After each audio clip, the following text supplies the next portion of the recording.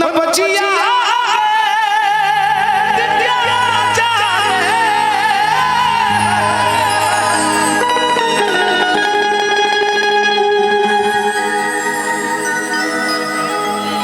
एकरा बाद चाचा जी के आगमन हो फिर से एक बार रउआ सभा के बीच बीच में गोपाल जी मुझे की बीमारी है चूंकि एहो के दीवाना बालो कितना लोग के दीवाना तो हाथ उठा के बता दे भाई दिल से देखिए एहो के कितना लोग दीवाना तो पूरा मार्केट के छिटाइल बाकी हमार हो हम कहले तो ई आगे बढ़ल लेकिन केहू कैला से कोनो चीज आगे ना बढ़े।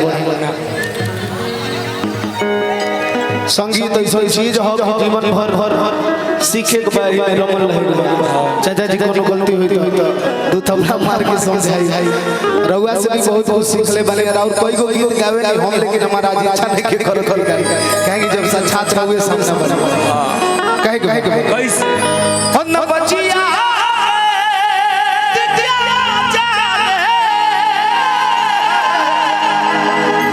मुझे की बीमारी है सुन ले वाले आप सब मुझे दिल की बीमारी है दिल की बीमारी है मुझे दिल की बीमारी न बचिया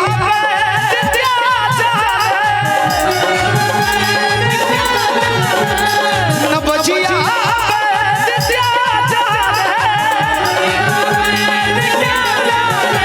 मुझे दिल की बीमारी है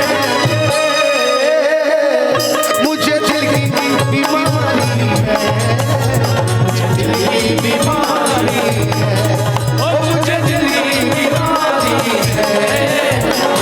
की बीमारी है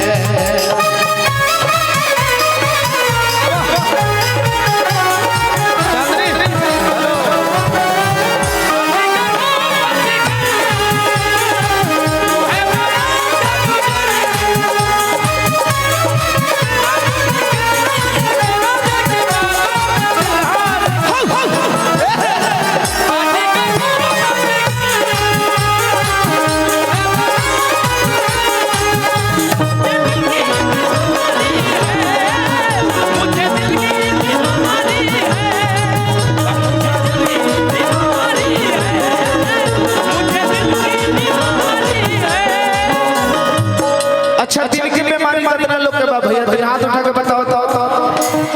दिल की बीमारी कितना लोग के लागल बतल हाथ उठा के बता दी भगवान ने केहू के हाथ ठकावे बस गिन चुन के दुइया चार सब प्यार कर ले बाप जीवन आजकल के तो ऐसा ट्रेंड चलल बा कि हर एक नौजवान प्यार करता बिना प्यार के रहते नहीं अब प्यार करता कौन खाता जाता प्यारे के खा कभी कफरो बदला है कभी तासीर गर्मी है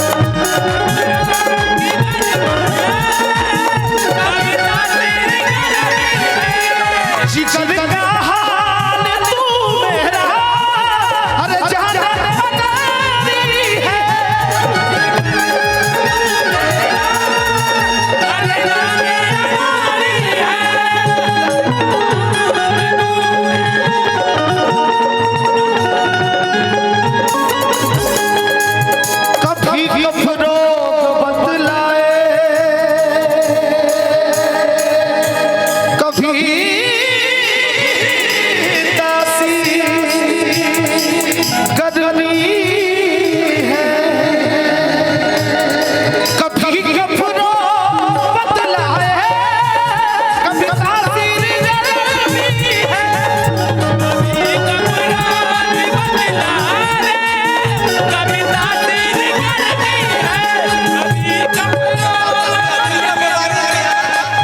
और देखिए आदड़ी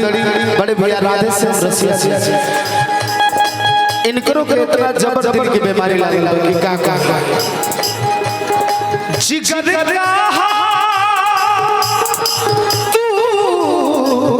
मेरा हर जाने हमारी है तू मेरा हर जाने हमारी है जिगर का हाल तू मेरा हर जाने अनारी है मुझे दिल की बीमारी ओ मुझे दिल की बीमारी है मुझे दिल की बीमारी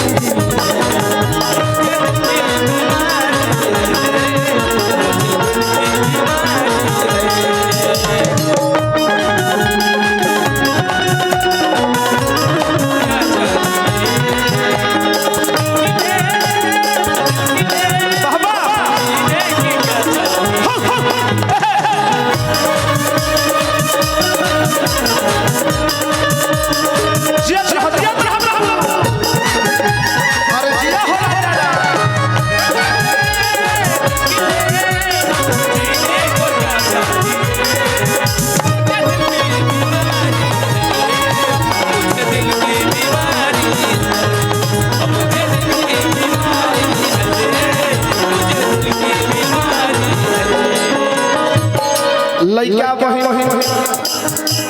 धरती पे आवत तड़े स लइका जोन का धरती पे आवत तड़े स आ 2 से 4 महीना बाद ओकनी के प्यार होखे लागल जहां बढ़िया से देखे लागल देखी भैया कुछ करता है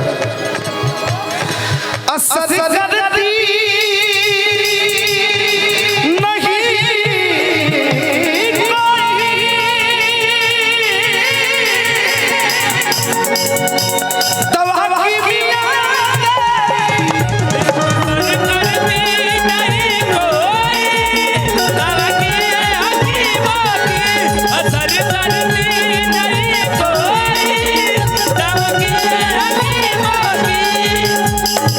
देखिए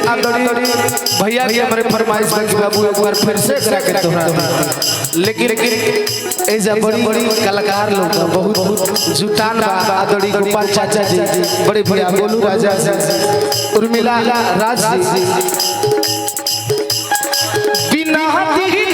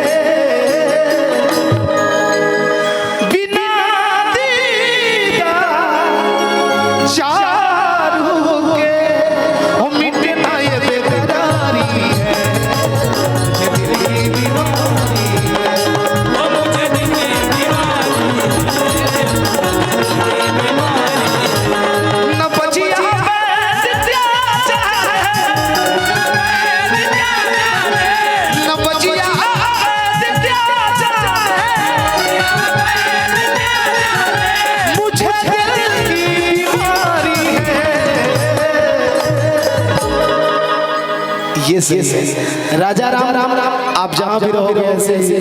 हंसते मुस्कुराते रहोगे और खूब आगे बढ़े आप इतने आगे हो आज हम लोगों का सौभाग्य है कि आपके साथ साथ गाते हो मुझे बीमारी है मुझे दिल की बीमारी है